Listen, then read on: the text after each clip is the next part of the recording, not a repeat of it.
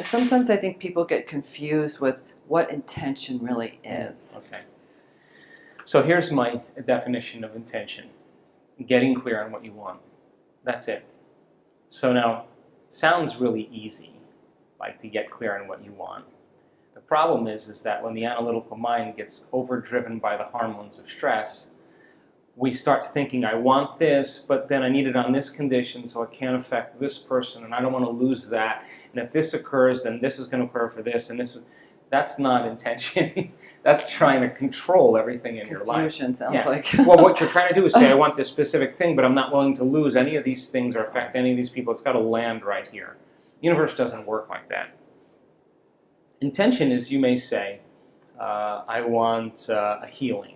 I want a new job. I want a new relationship.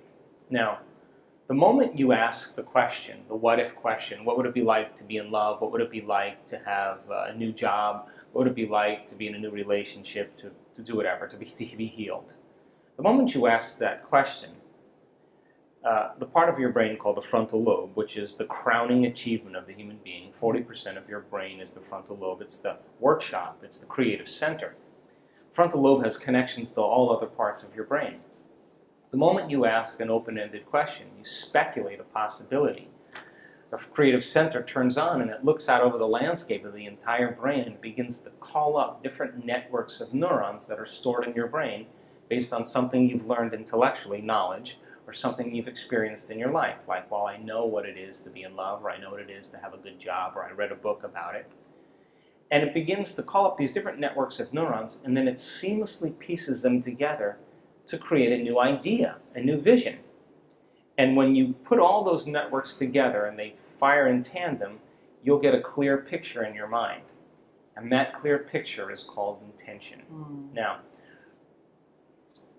the more you have conditions, or the more you have specifics about that job, like, for example, I want to make this amount of money more a year, I want to have health benefits, I want to have 3 weeks vacation, I want to travel, I want to work with great and unlimited creative people.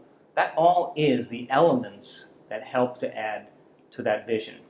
Now, the picture you get in your mind could be the word job, or it could be just an image that's personal to you.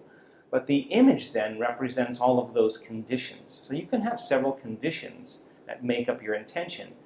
But the intention typically is a symbol. Like, you may see a retreat center that you may want to start, and you have a picture of it. But once you see that picture, the next thing that happens, you start to live that dream. The moment you start to take that dream and it turns into a living motion picture, now you're in that imaginary place. And what happens is, the moment it starts taking on form, and it starts taking on time, you start to experience it and all the things you're going to do, you're actually living in that future, and your brain does not know the difference between the actual event that takes place in your life and what you're imagining in your mind. We call it mental rehearsal in my work, but you're literally rewiring yourself to the future. Now your brain is no longer a record of the past. It's now, in fact, a map to the future. Now, most people stop at this level, but there's another level. Because once you have that intention, and I watched you do this, what makes the intention have life is when you combine it with that emotion. Why? Because your body is your unconscious mind. It doesn't know the difference between an experience in your life that creates an emotion and an emotion that you're fabricating by thought alone. So your body now, as the unconscious mind, is living in that future in the present moment, and you're beginning to epigenetically change your cells in preparation for that event. So then, here's the condition, the caveat. That means then you can't wait for your healing to feel wholeness. You have to feel wholeness for your healing to occur. That means you can't wait for your new relationship to feel love. You have to feel love so your relationship finds you. It means you can't wait to have your new job to feel empowered. You have to be empowered by the thought of your new job. So we're switching the model around because most people wait for something outside of them to change how they feel inside of them. And when they feel better inside of them, they get relief and they say, I like you, you helped me with that. That's cause and effect. That's the old model of reality. What we're talking about here in the quantum model is causing an effect, which means then you are going to have to change how you think and how you feel before the experience occurs in order for the event to find you. So if someone is looking for love, they're not, instead of looking outside, they're going to think about who and what they want in a person that they can fall in love with. Exactly, And that's those, intention. Right, okay, so those are the waves that they're putting out. That's the information that they're putting out. Now that information Right. has to have a carrier, which is they better feel love. I mean, if you're going to enter in a relationship with me and you want to be in love, but you're not bringing any love to the relationship, why would I want to love you? Right. You'd have to bring that. So like, if your personality creates your personal reality, and your personality is made of how you think, how you act, and how you feel, the present personality who's listening to this show has created the present personal reality called their life.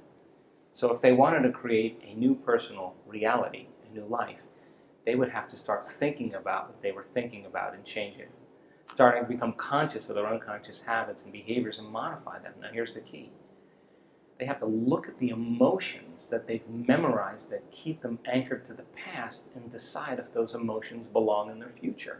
So most people try to create a new personal reality as the same personality, and it doesn't work. In other words, a wealthy person doesn't feel lack. You can't bring lack into your future. You know, a sick person doesn't feel desperation. They feel wholeness. And so then, by re-identifying with the future, and then instead of your past, present reality, is very, very easy conversation to have. Mm-hmm. But actually doing it requires a tremendous amount of awareness. And that awareness means then that you have to stay conscious and pay attention to who you're being all the time. And you can't let any thought slip by your awareness that's going to cause you to return back to the old self. You can't begin to react emotionally to people and things in your life that cause you to feel like the old self. You can't talk and complain and blame and make excuses or go back to old habits and expect your future to show up. You have to maintain that state for a period of time so that your body catches up, because the body and brain live in the past. So it takes a certain amount of repetition and a certain amount of consciousness, a certain amount of will to finally arrive there. And I'm happy to say that it's possible. Joe, what tips can you give some of our viewers that can't seem to get out of their own way? They can't seem to admit or surrender to the process. Well, number one, learn. Fill your brain with knowledge. Turn the TV off. Sit down and read a book or watch a video that's going to inspire you. Knowledge is the precursor to experience. The more knowledge you have, the more prepared you are for the event. And when you start losing track of your vision, it's because more than likely you're emotional. Because the moment you feel emotional, you can't see the future because you're looking at your future through the lens of the past. Get up in the morning, get out of bed, and take time for your precious self. You and I are a work in progress. And if we are not changing our brain and body in some way, priming it for the future, we're going to be very predictable the rest of the day, and we're going to be in our past. Take time for yourself every morning and ask yourself a simple question. One day, one lifetime, what is the greatest expression of myself I can be today? How would a great person think? How would they act? How would they feel? Can I teach my body emotionally how that future person is going to feel now?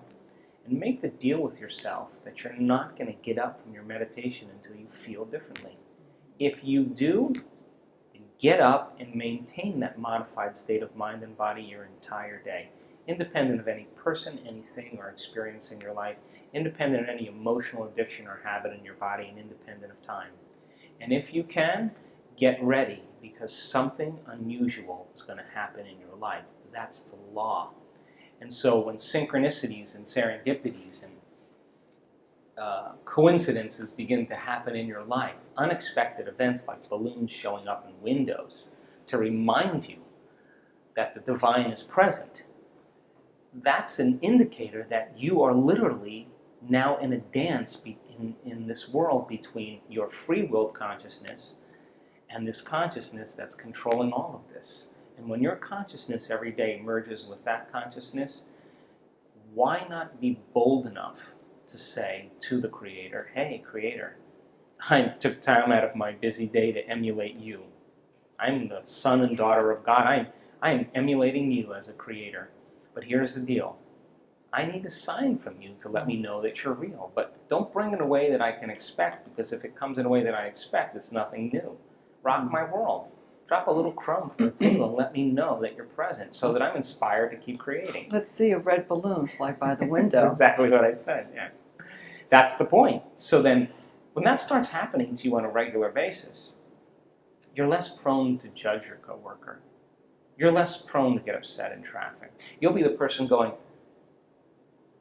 because and when the mystical starts downloading data into your brain and you start having really profound experiences, there's only one thing you want to do, and that is to give. You cannot not give in that place.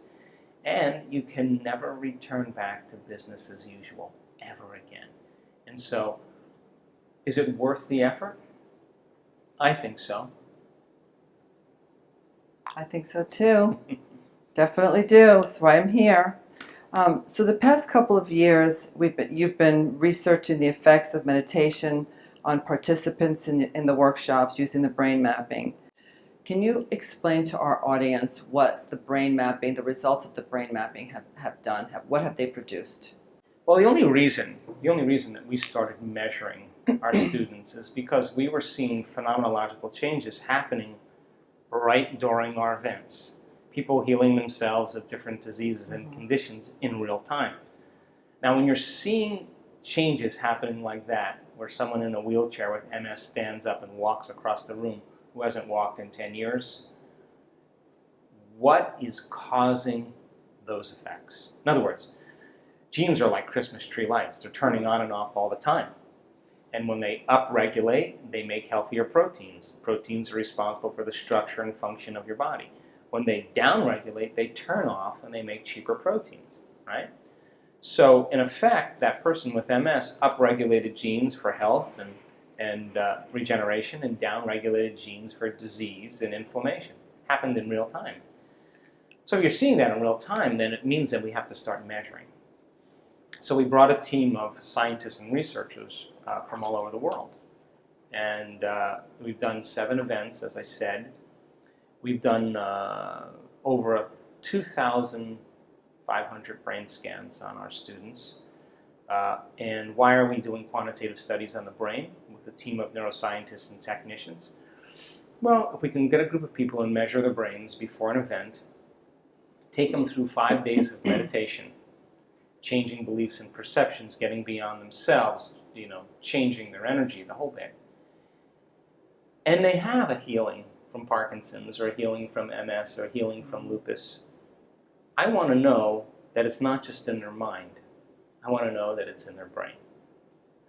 And then if we randomly select different people and we observe their brain during meditation, we should be able to then gather vital information about what's going on in their inner workings and when they're there and when they're not. And if we can look for things like coherence, and if we can look for things like amplitudes and how fast they can go into a certain state and how long they can sustain that state, and we can measure what's going on and correlate it with their own experience, that's more information for me to teach transformation the next time. We've also, as I said, measured people's hearts. Why? Because we know that when the heart is coherent, the brain is coherent. And when the brain gets coherent, the heart gets coherent. And it's those 2 centers, where we have coherence in both centers, that we're at our best. Because we start to experience wholeness. When you're whole, it's impossible to want. How could you want when you're whole? So we've also measured the energy of the room. Why? Because people are beginning to create coherent fields. The energy should be enhanced in the room. We've measured the energy around people's bodies. Why? Because if they are liberating themselves from those stress hormones and freeing themselves from the chains of those emotional addictions, they're going to go from particle to wave, from matter to energy, and they're going to release photons and release light, and we want to measure if they're doing that. We've measured the energy centers of their body, because that's how you program your autonomic nervous system. We've also measured epigenetic changes and changes in brain chemistry. And all of that information, I think in the last 3 years, I think we've made scientific history. As far as the brain goes, I was just in Phoenix before I got here with the team of neuroscientists and technicians. We looked at hundreds and hundreds and hundreds of brains.